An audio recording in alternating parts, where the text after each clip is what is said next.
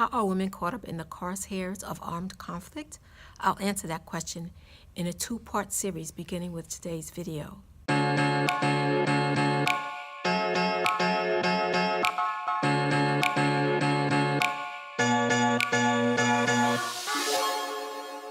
Hello, good people. My name is Janice, and welcome to Dignity, the channel that illustrates how human rights impacts our daily lives.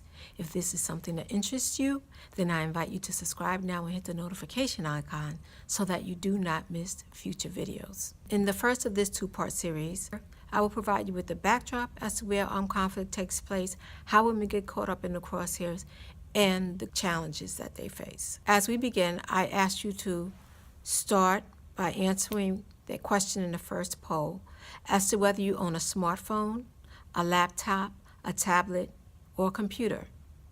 While you're doing that, I'll set the stage. Picture a place on Mother Earth, a paradise the size of Western Europe. She boasts of one of the most beautiful national parks, and her soil is rich and produces mangoes, oranges, guavas, bananas, avocados, cassavas. So much food to feed her children. Deep from within her, she bears an abundance of copper, gold, diamonds, cobalt, coltan, and oil.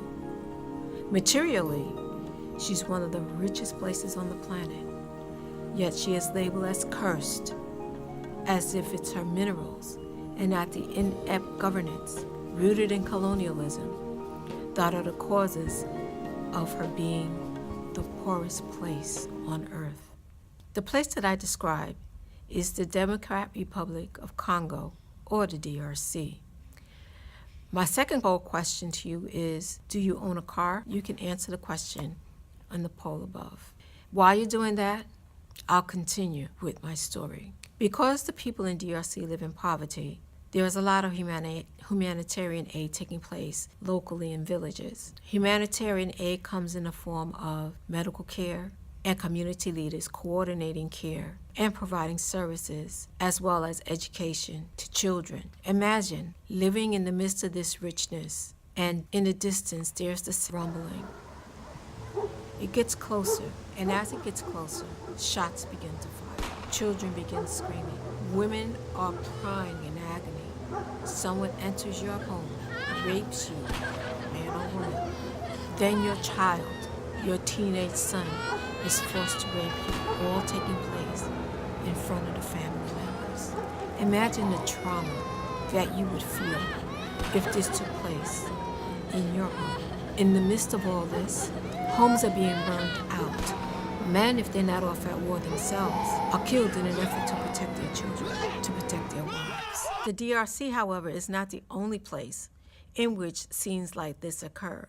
They happen in Syria, in Afghanistan, in Colombia, all over the world. People hear the screaming, the firebombing, the noise, the raping, the pillage, and in an attempt to escape the mayhem, women gather up their children and flee the village looking for refuge. Some leave in broad daylight, others steal away in the night. If they're fortunate enough to reach a refugee camp, they face danger en route. They're still exposed and at risk of being raped again, or being snatched into human trafficking, and their only concern is reaching safety.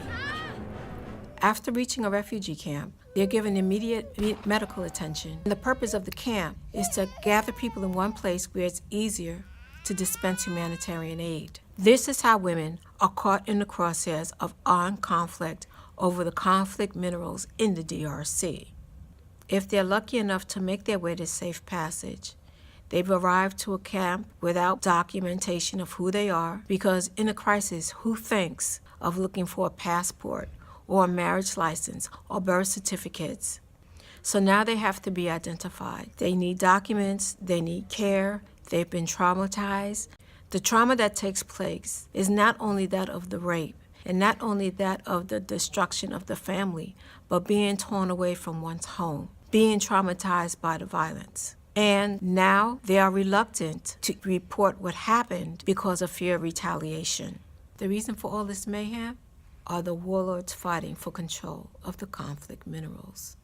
The minerals that are used to manufacture are smartphones, laptops, tablets, computers, and the conveniences that we find in our cars. I'm recording this video with my iPhone, so I'm indirectly contributing to what's going on in the DRC and other war-torn countries around the world. In the second half of this series, we'll look further into what's taking place in the refugee camps, what remedies there are for the women, how to prevent rape to be used as a weapon of war, and why rape as a weapon of war is considered torture and violates Article 5 of the Universal Declaration of Human Rights.